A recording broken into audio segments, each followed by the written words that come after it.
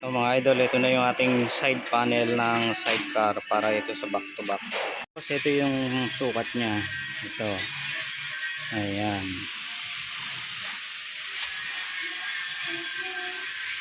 Kita nyo ba? Ayan. Gis. Ang lapad. Dapat ito eskwalado.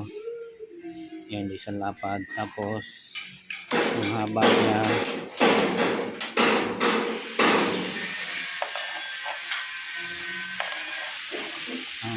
Ang haba niya mga boss. Ang haba niya mga boss ay ito. 41. Tandaan niyo mabuti. Ito ay gis. Tapos ang haba niya ay 41. Ayan. So pagdating naman dito sa may pinakagilid niya, pinakasakong ko, ang sukat na ito ay 8 media. Ayan, 8 media. Tandaan nyo, 8 media. Dito naman ang lapad niya dito ay 15 3/4. Ayan o, kita nyo 15 3/4. So kapag yan ay nabuo nyo, ganyan ang kalalabasan yan. Ayan, ganyan. Yan ang pang side panel. So mga loads dito, kukunin natin yung pinakasentro ng gitna niya. 10 magiging 5. Ito yung pinakasentro. Ayan, 5. Tapos dito ay 1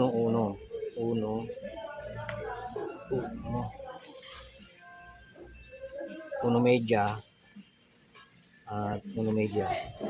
1 ito 1 1 and 1/2,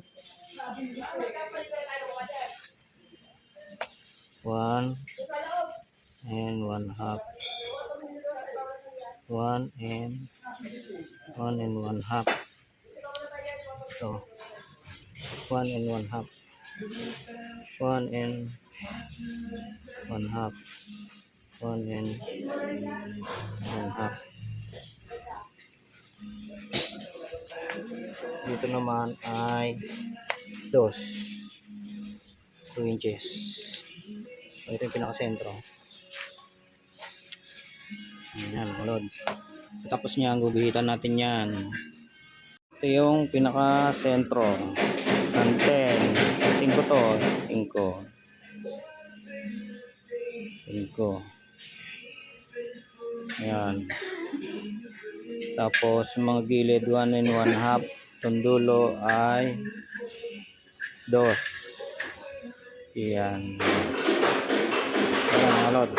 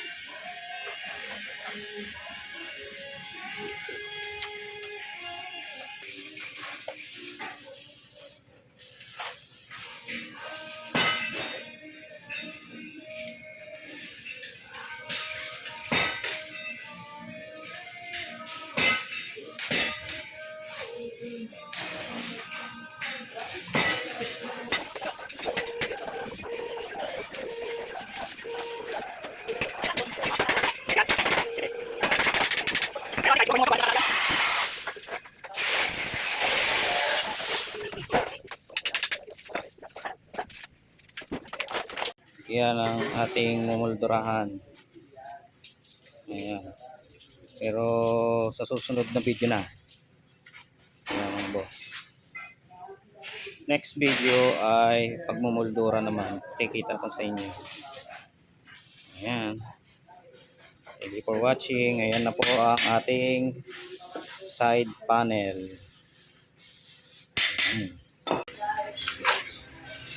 Ayan na ang pinakasukat niya.